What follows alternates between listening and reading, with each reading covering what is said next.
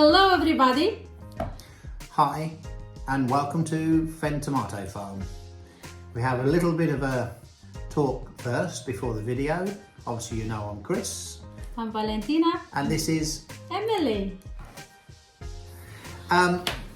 We would like to introduce you to the reason how we don't use chemicals on our products by using integrated pest management, IPM.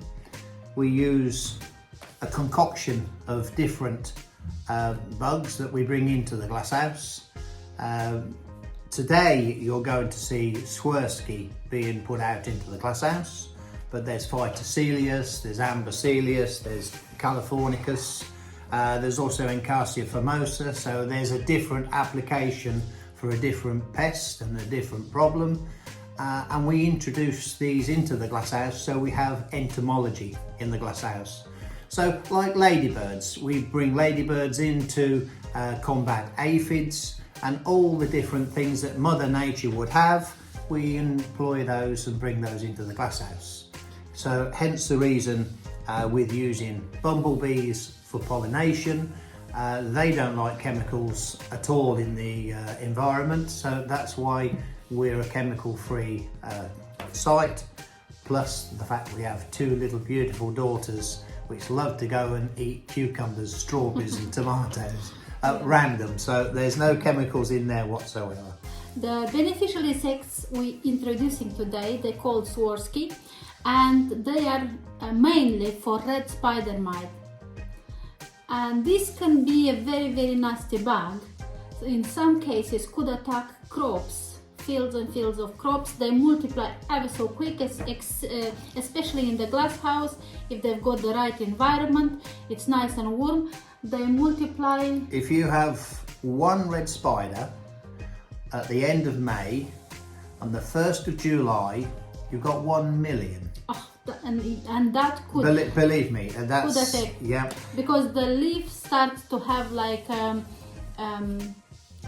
white. They have a mottling under the leaf. Yes. And the two spotted spider mite, that just sucks all the sap from the plant and it kills the plant, simple as that. And in the autumn, in September and October, early October, they turn from being two spotted spider mite and they're black, they turn to the red colour, diapausal. So that means when they start to turn to red, you can spray them with chemicals, they won't touch the bug at all. Then they go and hide in the structures in the glasshouse and they hide through the winter, where they come out to play again at the end of February, early March. And that's then, now is their time at the end of February, where you should protect your plants and protect your new growth that you have, so when they do come out, if there are any there, you're all covered. But we don't want to bore you with all of this today, so let's get started into the video. Here is one of the things that we use for beneficial insects, or otherwise known as integrated pest management, IPM. This is where we bring certain bugs into the glasshouse and they prey on other ones to keep the crop clean. And so instead of using chemicals, we use this method. In here is a bug called Swirsky.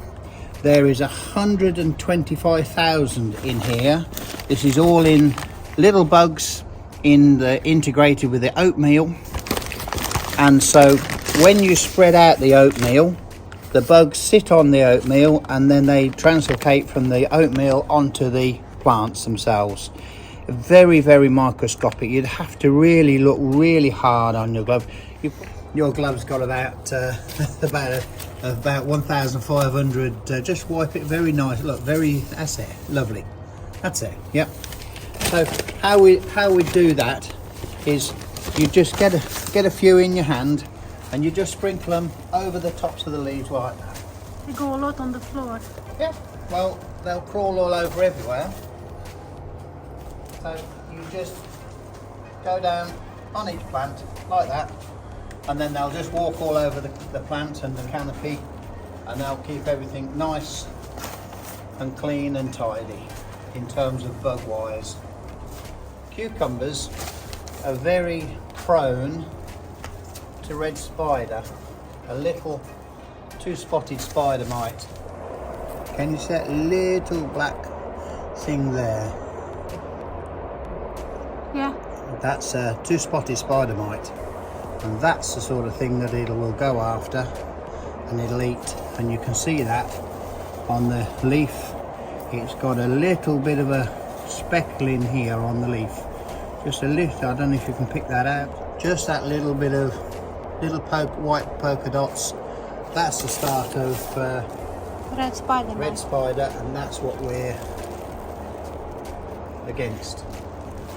Just keeping it that the plant stays healthy.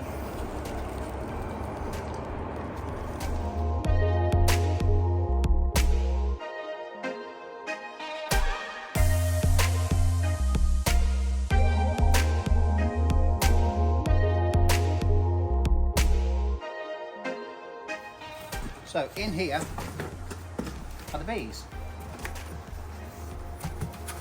Come in.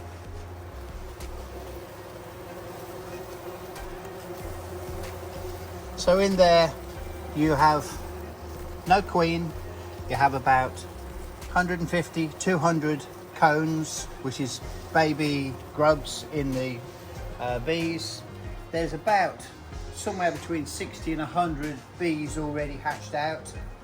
And in here, because there's no sugar, no nectar from a tomato flower, in the bottom of the hive is a glucose and sugar solution that gives the bumblebees their energy.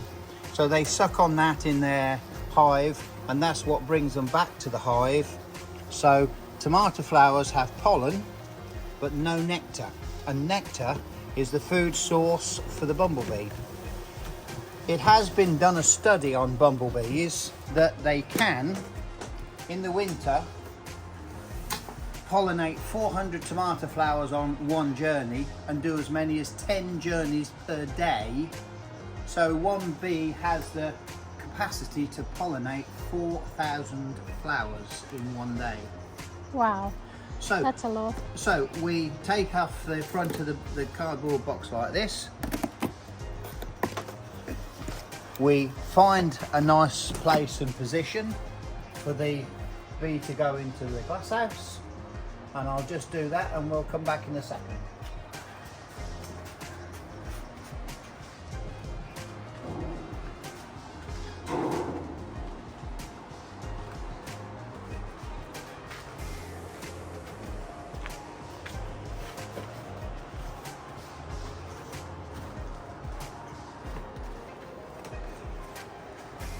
So we place the box in the middle of the crop. One box will pollinate approximately 1,500 square meters of crop. We don't put the box onto the floor because then there could be ants that would come for the sugared solution. So we lift it up off the floor so it's on a little pedestal.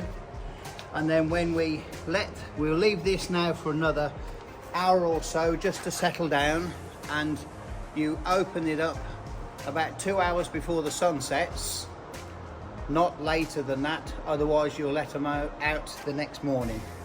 So we'll leave that for probably half an hour just to settle down, and then we'll come back and we'll open the box up. Okay, so you've got two ways to slide the door for the bees. You can either have it just in or in and out. We want it in and out. So here you can see you've got the 3 patterns on the door. That is just in, that is in and out, if you see on the door. So I pull it that way like that, and you can see the 2 doors, and there's the bees coming out. And we ran away. Keep on the box. Keep on the box. When they come out the box, they first fly up to orientate themselves. And one of the latest things that has happened is that the boxes are yellow because they come for yellow or blue, which is ultraviolet. So they can find their way back to the box being yellow.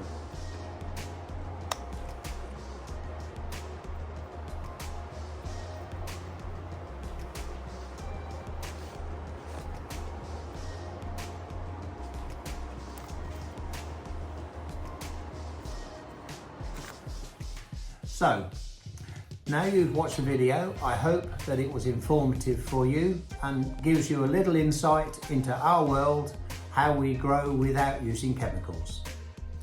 Please subscribe to our channel.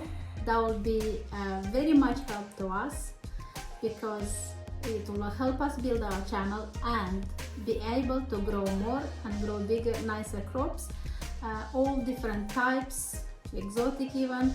If you would like to ask us a question or to ask something else to grow or show you how it's growing, please leave us a message, a comment. We'll be happy to answer you back. Bye. See you next time. Bye.